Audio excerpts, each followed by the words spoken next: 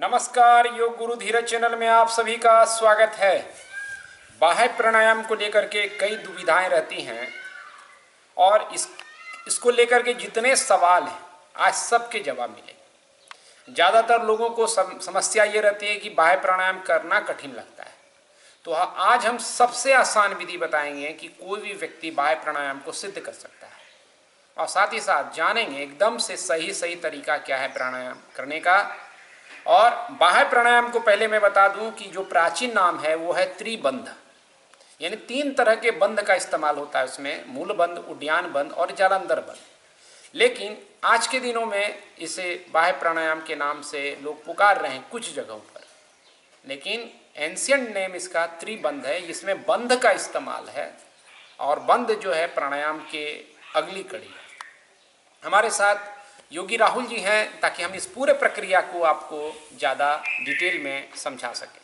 तो सबसे पहले बाह्य प्राणायाम कैसे करना है उसको समझें, फिर हम बताएंगे कि किसको नहीं करना चाहिए और इसको सरल कैसे बना सकते हैं। आप पद्मासन या सुखासन में बैठें। पद्मासन अच्छा है क्योंकि पद्मासन में बैठते स्पाइन सीधी हो जाएगी। अगर स्पाइन सीधी नहीं होगी तो आप अपने पेट को अंदर अच्छे से नहीं कर पाएंगे।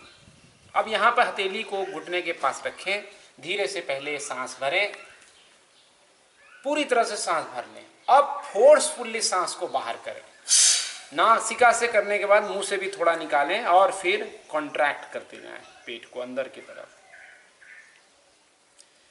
तो आप जितना कंफर्ट हो, जरूरी नहीं, जितना आप सरलता से रहेंगे। देखें आपने कहीं जोर नहीं लगाया राहुल जी ने, और आप मुश्किल से कुछ ही वक्त शुरुआत में आप इसको रोक पाएंगे।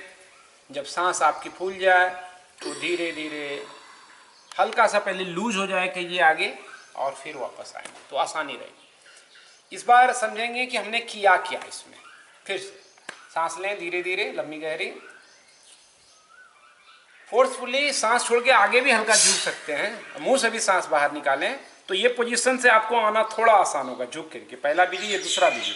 अब यहाँ से कॉन्ट्रैक्ट, मूल बंद यानी एनस का जो एरिया है, गुदा द्वार का संकोचन सबसे पहले करें। उसके बाद अपर एब्डोमिनल लॉक है। ये वाजिब तौर पे सांस को इतना देर तक होल्ड करना मुश्किल है, इसलिए मैंने राहुल जी को ही बुलाया ताकि व्याख्या करना और एक्सप्लेन करना दोनों करीब में। फिर सांस छोड़िए। तो पहली बात थी कि आप सांस छोड़िए और बाहर ही सांस को रोके रखना है, लेना नहीं है, सांस को कॉन्ट्रैक्ट करें। पहले उड्डयन बंद लगाइए, मूल बंद के बाद उड्डयन बंद लगाएंगे, अपर एब्डोमिनल, फिर मूल बंद को और लगाएं, फिर चिन्ह लॉक, सिर को थोड़ा नीचे करना, लेकिन कीप स्पाइन स्ट्रेट, जितना स्पाइन सीधा कर सके उतना अच्छा। हल्का सा फोल्ड रहे तो कोई बात नहीं। अब धीरे धीरे जब सांस छोड़ें आगे झुकें और फिर सांस लेते हुए धीरे धीरे वापस आ जाए। ये एक प्रक्रिया है। अब लोगों को कठिनाई आती है, मैं दूसरा तरीका आपको बता रहा हूँ, खड़े होकर के करेंगे। और खड़े होकर के जो नहीं कर पाए उससे भी और आसान तरीका है लेट के करने का, वो थर्ड स्टेज में समझेंगे। पहले खड़े होकर करना जो है वो आपका बैठ के करने से आसान है। जिनको बैठ के नहीं हो रहा है पेट के अंदर, वो खड़े होकर करेंगे। उसके लिए दोनों पाँव के बीच में गैप रखें हिप के बराबर। पहले पोजीशन समझेंगे कि नी बेंड करेंगे और हाथ को घुटने के ऊपर रखेंगे। आपका हाथ सीधा रहे और इसको स्पाइन को स्ट्रेट रखते हुए गर्दन को थोड़ा नीचे रखेंगे, जालंधर बंद की। हाँ, तो ये पोजीशन पहले समझ लेना कि हमको हाथ को बेंड नहीं रखना है, स्पाइन को झुका हुआ नहीं रखना है, स्ट्रेट रखना है और पकड़े रहेंगे जैसे ये आपका एक आधार हो। और यहाँ से सांस छोड़ के जो प्रक्रिया अपनाएं वही करेंगे। अब देखेंगे फिर से, पहले सांस लें लंबी गहरी, फोर्सफुली एक्सेल, सांस छोड़ दीजिए, मुंह से भी हवा निकाल दीजिए, कुछ फंसी नहीं रही हवा। सांस को रोकते हुए अब स्टैंड बनाएं आप, ये स्टैंड है, नी बैंड करके, और पेट को कॉन्ट्रैक्ट। देखिए खड़े होकर करने से आपने देखा कि राहुल जी ने और ज्यादा बेहतर तरीके से किया। इसलिए सवाल ये है कि आप सांस को रोकना थोड़ा बाह्य प्राणायाम में, यानी बाहर सांस रोकना, बाह्य कुंभक कठिन है। तो बाह्य कुंभक बाह्य प्राणायाम बन गया। ये शब्दों की एक यात्रा है लेकिन असल तत्व वही है। तो आपने इसको समझा खड़े होके कैसे करना है।